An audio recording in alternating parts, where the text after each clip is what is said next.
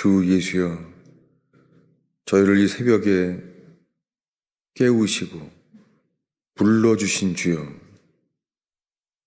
저희가 주의 음성을 듣게 하소서. 하나님의 아들의 음성을 들을 때가 오나니 죽은 자는 살아나리라 말씀하신 주여, 저희가 주님께 듣게 하소서. 주님, 저희가 주께 듣나이다. 오 주님, 예수님의 이름으로 기도하였습니다.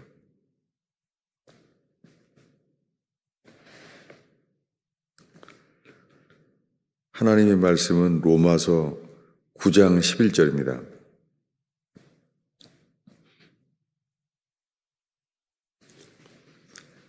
(11절에서) (14절까지) 읽겠습니다.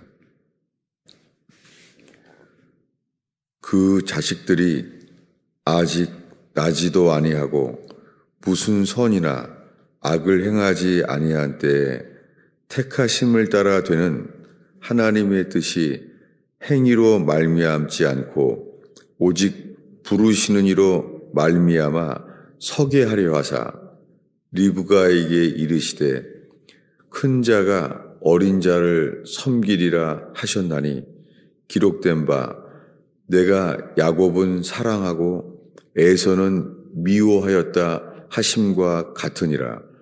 그런즉 우리가 무슨 말을 하리요? 하나님께 불의가 있느냐? 그럴 수 없느니라.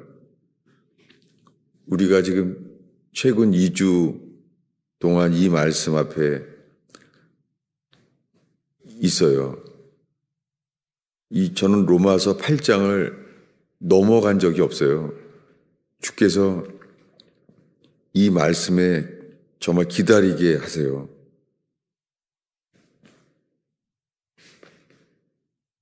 그래서 그 말씀을 믿고 따르고 있어요.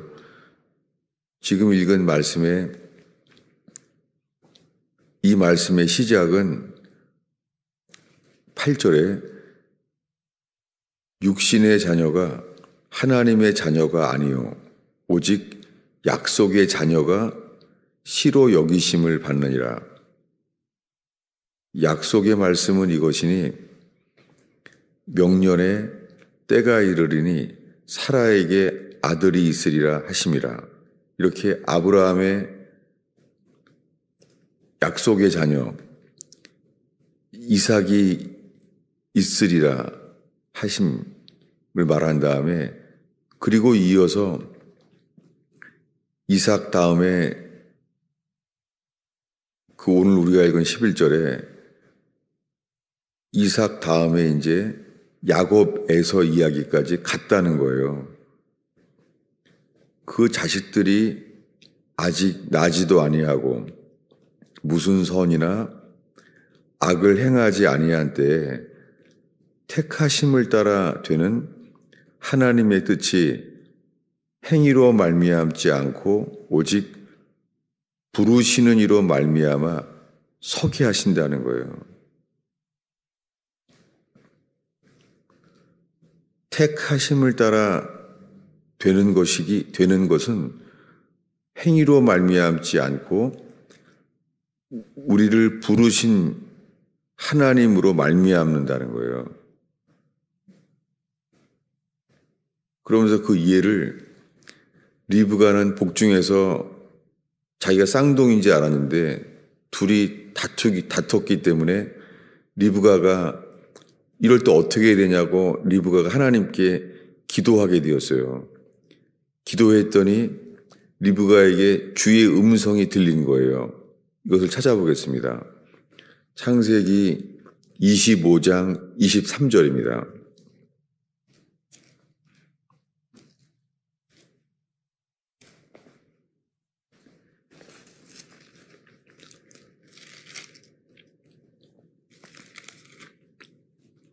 창세기 25장 21절부터 읽겠습니다. 이삭이 그의 아내가 임신하지 못하므로 그를 위하여 여호와께 간구하매 여호와께서 그의 간구를 들으심으로 그 아내 리브가가 임신하였더니 그 아들들이 그 태 속에서 서로 싸우는지라. 그가 이르되 이럴 경우에는 내가 어찌할꼬 하고 가서 여호와께 묻자온대 여호와께서 그에게 이르시되 두 국민이 내 태중에 있구나. 두 민족이 내 복중에서부터 나누이리라. 이 족속이 저 족속보다 강하겠고 큰 자가 어린 자를 섬기리라 하셨더라. 이 말씀을 로마서 9장에서 사도 바울이 얘기하고 있는 거예요. 복중에서 둘이 싸우니까 이럴 경우에 어찌할꼬 그때 여호와께 물었더니 리브가가 여호와께 물었을 때 여호와께서 직접 말씀했다는 거예요. 큰 자가 어린 자를 섬기리라. 태어나기 전에 이 모태의 뱃속에서 이렇게 말했다는 거예요.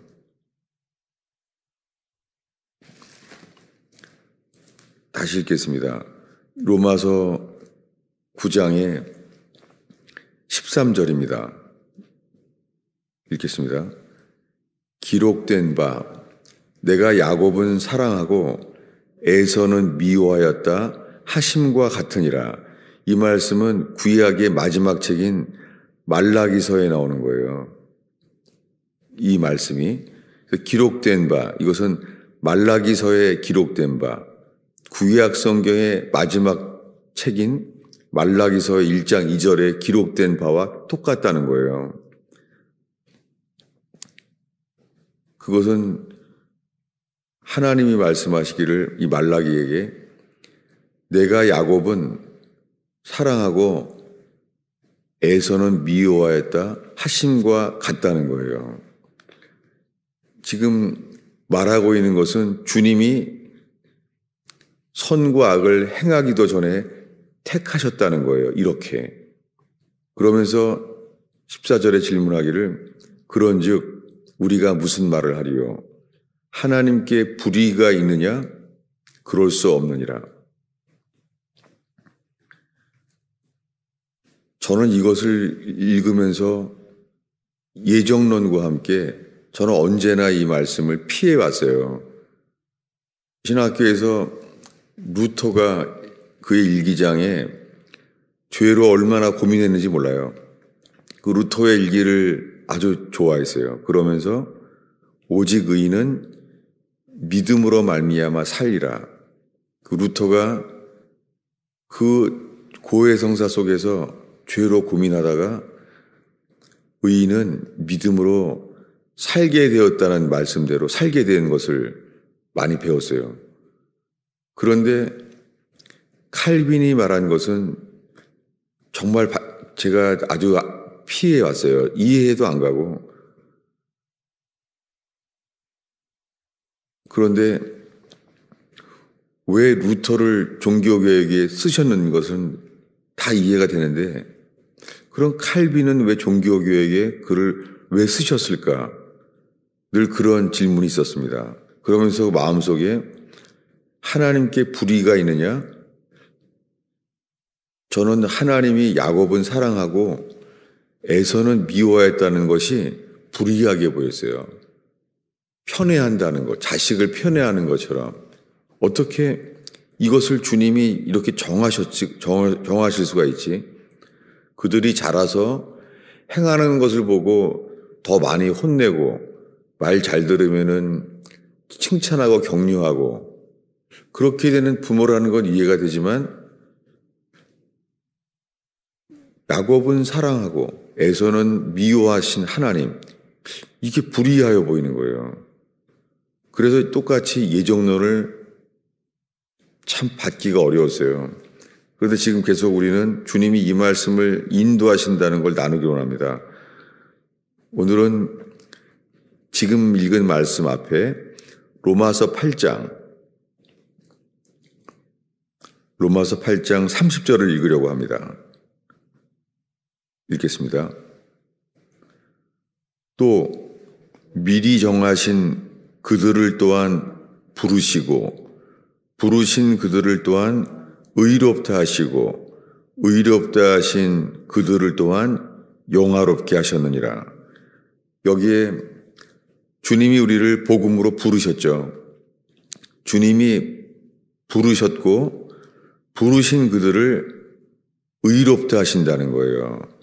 주님이 부르신 자들을 부름에 응답하니까 그 부름에 응답해서 믿음이 생기게 됐죠. 그 믿음으로 의롭다 하셨어요. 그래서 의롭다 하신 그분이 영화롭게 하신다는 거예요. 그런데 제일 먼저 미리 정하신 그들을, 여러분 우리들은 오늘날 주님이 우리를 부르셨다는 말은 많이 해요. 그런데 그 앞에 미리 정하신 그들을, 이것은 정말 지금 세대의 이 이성 중심의 시대예요. 그리고 개인주의, 이 자유가 강조된 이 시대예요. 교회마저도 회개하는 자는 순종하여 주님의 명령을 기뻐할 거예요. 그런데 오늘날의 많은 복음의 주제는 해방되었다는 거고 자유하다는 거예요. 사실 회개하는 자만 주의 명령을 기뻐하고 주님의 명령을 순종하는 것을 기뻐할 거예요. 그런데 회개하지 않으면 주의 명령도 기쁘지 않고 순종하는 것도 기쁘지 않고 해방만을 강조할 위험이 있어요. 치우쳐지는 것이죠. 이 회개의 부르심을 받는 자, 그것은 먼저 미리 정하신 자들을 부르시는 거예요. 그러니까 이거를 늘 저는 인생에 빼먹었죠. 미리 정하신 그들을, 이건 빼먹고 부르신 이를 저희를 부르셔서 의롭다 하셨다는 것만 붙잡고 있었어요. 왜냐하면 인간은 회개하지 않으면 하나님이 주인인 것을 받지 않아요. 회개는 하나님이 주인이 되는 게 회개예요. 인간은 하나님이 모든 것을 정했다고 하면은 받지 못해요. 출애굽한 백성들이 광야에서 길이 험할 때 하나님을 원망해요. 뭐냐면 우리의 계획, 우리의 뜻대로 안 되면 우리는 원망과 불평이 나올 수밖에 없어요. 우리가 주인이기 때문에. 우리가 주인인 인생은 원망하고 불평하고 섭섭한 거예요. 이것을 회개하지 않으면 예수가 주가 될 수가 없고, 예수님이 주가 되지 않으면 주님이 미리 정하신 것들이 이루어지지를 않아요. 미리 정하신 것들을 알게 하시지를 못해요. 이 시작이 안 되면 부르신 이를 의롭다 하심을, 우리 이것만 바라는 거예요. 믿음으로 의롭다 하신다는 걸, 구원이니까. 믿음으로 의롭다 하심을 얻게 하시기 위해서는 먼저 주님이 미리 정하신 자들을 부르시고, 이것을 또 계속 보겠습니다. 어디냐면은 에베소서 1장이에요. 에베소서에는 갈라디아서에 그리스도 예수 안에서 새롭게 된 피조물이 중요하다고 말한 다음에 이제 에베소서에 넘어갔습니다. 에베소서 1장에 4절을 읽겠습니다. 4, 5절을 읽습니다. 곧 창세 전에 그리스도 안에서 우리를 택하사 우리로 사랑 안에서 그 앞에서 거룩하고 흠이 없게 하시려고 그 기쁘신 뜻대로 우리를 예정하사 예수 그리스도로 말미암아 자기의 아들들이 입양되게 하셨으니, 이렇게 거듭나게 하시는 이유는 창세전에 그리스도 안에서 우리를 택하사, 저는 이 창세전에란 단어와 택한다는 단어 자체를 늘 무의미하게 넘어갔어요. 우리가 열심히 믿고 따르면 되지, 열심히 믿고 따르려는 것 자체가 우리가 주인인 것인데도 말이죠.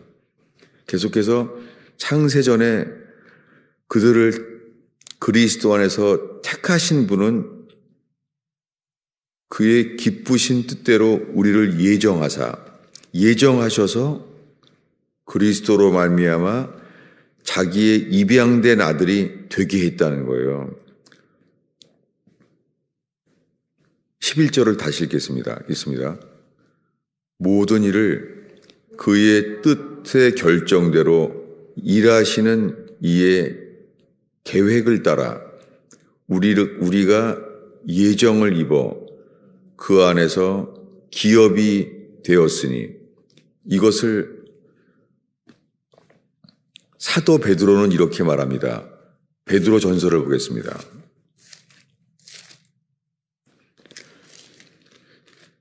성경에 이렇게 기록된 것이 이게 정말 중요하구나, 이런 것이 드러났으면 좋겠습니다. 베드로 전서 1장 2절입니다. 어제 읽은 말씀을 읽겠습니다. 곧 하나님 아버지의 미리 아심을 따라 성령이 거룩하게 하심으로 순종함과 예수 그리스도의 핏부림을 얻기 위하여 택하심을 받은 자들에게 편지하노라. 지금 베드로가 편지하는데요, 하나님 아버지의 미리 아심을 따라서, 하나님 아버지는 미리 아시는 거예요. 미리 아셔서. 아기는 뭘 할지 모르는데 엄마는 다 미리 아는 것처럼 하나님 아버지의 미리 아심을 따라 성령이 거룩하게 하심으로 순종함과 핏부림을 얻기 위하여 택하셨다는 거예요. 그래서 택하신 그들을 어떻게 하시냐면은 3절에 보면 그 많으신 긍휼대로 예수 그리스도를 죽은 자 가운데서 부활하게 하심으로 말미암아 우리를 거듭나게 하사 산소망을 잊게 하신다는 거예요. 이어서 이 1장에서 베드로는 이렇게 말해요. 19절 20절을 읽습니다. 오직 흠이 없고 점 없는 어린 양 같은 그리스도의 보배로운 피로 된 것이니라. 그 피로, 예수의 피로 구속한 것인데요, 대속한 것은 주님이 대속했다는 건 샀다는 거잖아요. 대신 사준 건데요. 20절을 읽겠습니다.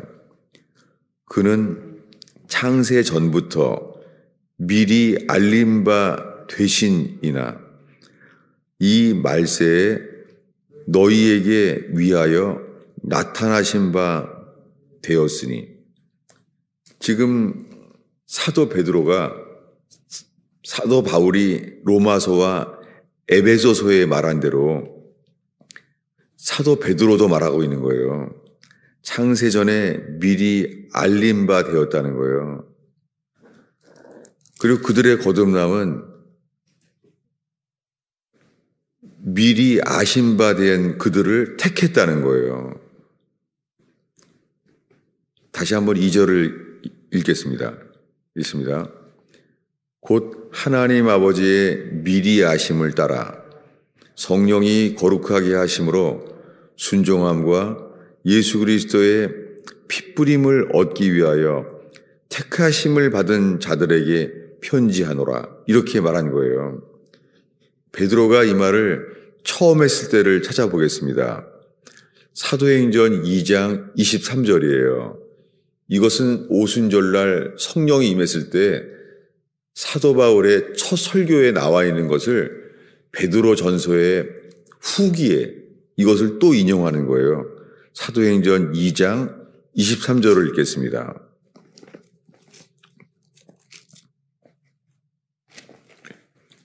사도행전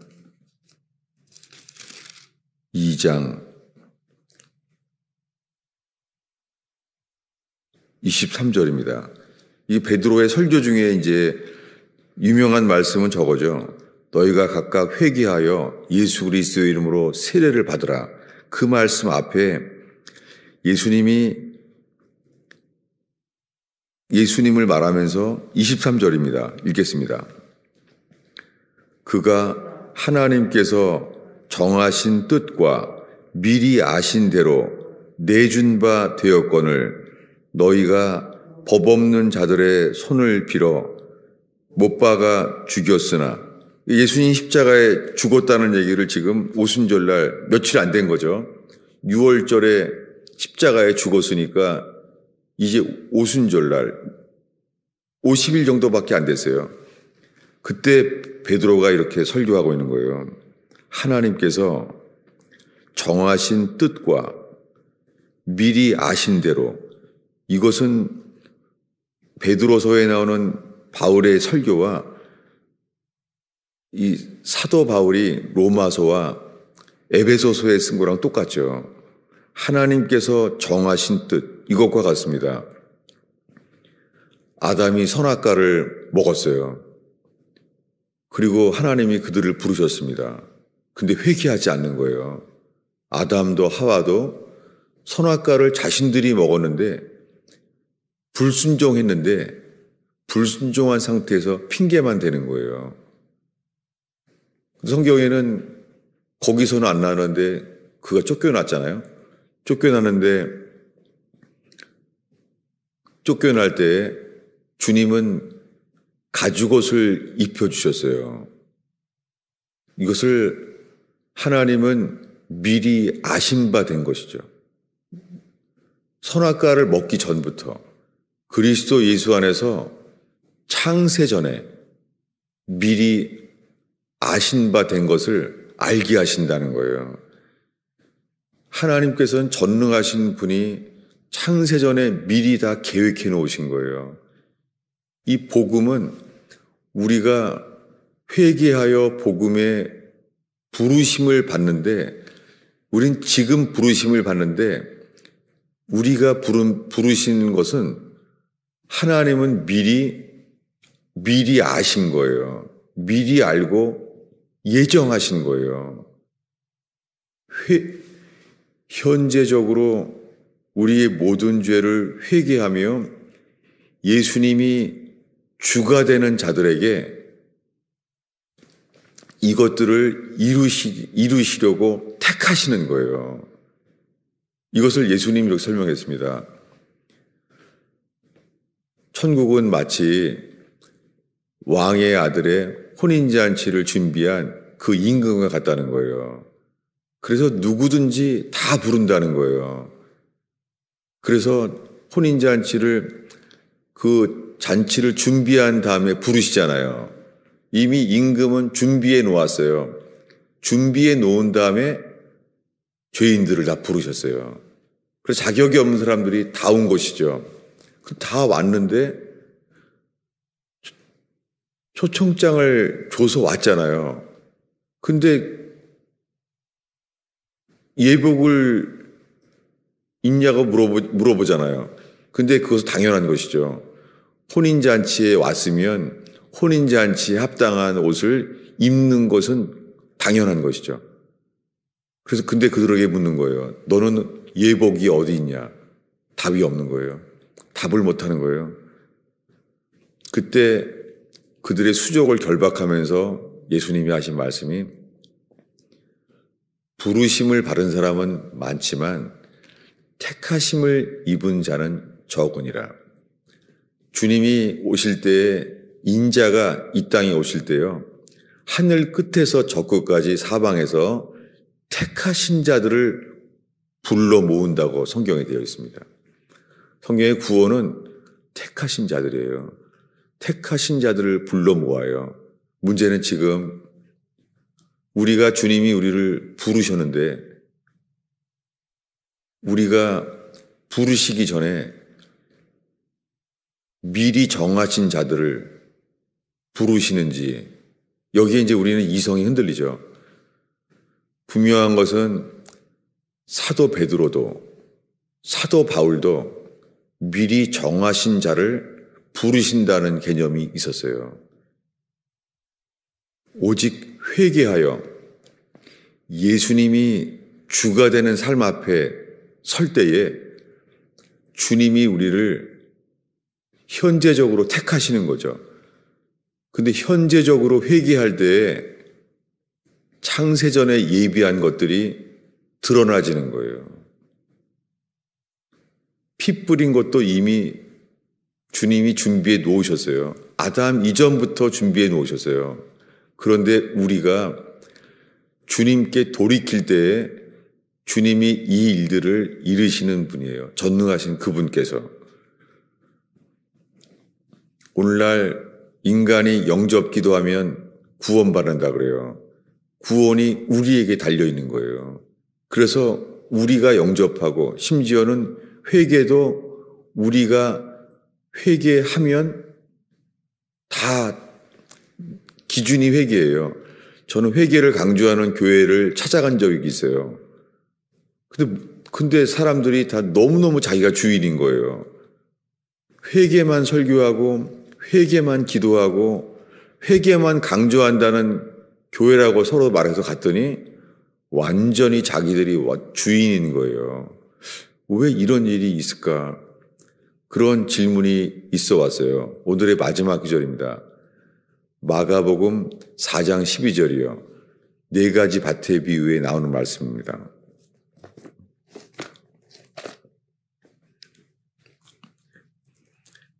마가복음 4장 12절에요. 읽겠습니다. 이는 그들로 보기는 보아도 알지 못하며 듣기는 들어도 깨닫지 못하게 하여 돌이켜 죄사함을 얻지 못하게 하려 함이라. 여기에요. 돌이켜란 단어는 수동태예요. 돌이켜져서. be converted예요. 성경에 회개하라 주님이 명령하셨는데요. 하나님께 회개할 때 그 명령을 우리가 순종하고 받아들일 때요.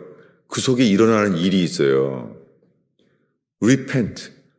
그 명령의 말씀을 복음의 회개의 복음을 들었을 때에 들으면은 그 속에요. be converted. 우리가 주님께 돌이켜지는 일이 그 속에 일어나요. 이것이 비밀이에요. 이것이 복음의 하나님 나라의 비밀이라는 거예요. 한 절을 더 보겠습니다. 이 말씀이 인용된 것이 어디냐면은 사도행전 3장 19절입니다. 여기에 똑같은 말이 나와요. 사도행전 3장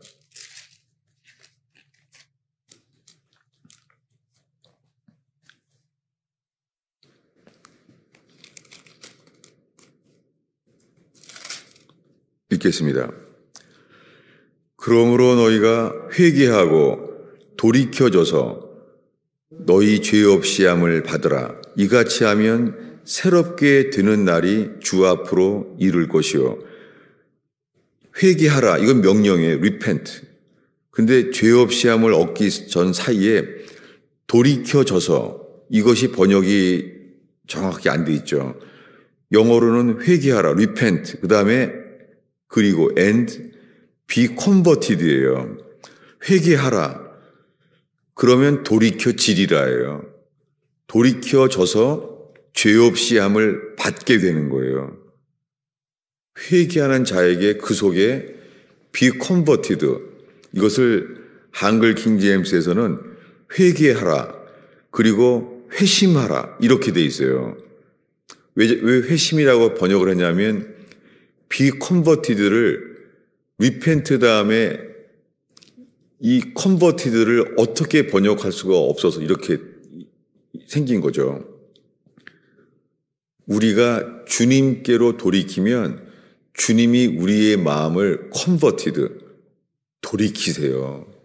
그 다음에 나오는 것이 죄사함과 거듭남이 비밀로, 하나님 나라의 비밀로 회개하는 자에게만 일어납니다. 기도하겠습니다. 아버지 하나님, 외롭고 어두운 새벽 기도를 지키는 자를 통하여 주님, 저희를 긍휼히 여겨 주시사 주님, 이 마지막 때에 잃어버린 복음이 온전히 회복되게 하옵소서. 우리의 성공과 행복보다 중요한 회개하여 거듭남을 얻게 되는 이 복음을 이루게 하시며 얻게 하옵소서. 누리게 하옵소서. 전파되게 하옵소서. 예수님의 이름으로 기도하였습니다.